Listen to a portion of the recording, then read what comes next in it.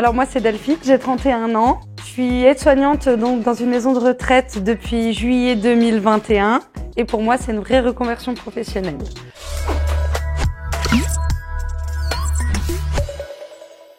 J'ai fait des petits boulots par-ci par-là parce que je sortais du lycée, j'avais pas de métier et j'avais envie d'indépendance. Je suis partie dans la grande distribution.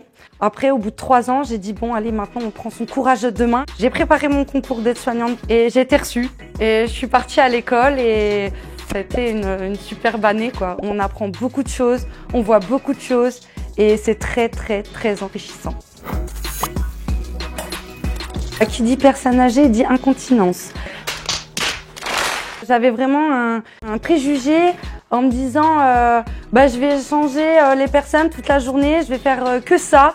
Et en fait, pas du tout. Ah! On est plus dans le relationnel, on est au quotidien avec eux, on vit avec eux. Et j'adore aussi les activités occupationnelles parce qu'on n'est pas là que pour le soin, on est là aussi pour avoir des occupations, des activités. D'ailleurs, j'ai une petite anecdote, voilà, c'est que après la crise sanitaire où les personnes âgées, elles ont été enfermées pendant plus de 2 ans, et on voulait vraiment les sortir de l'établissement.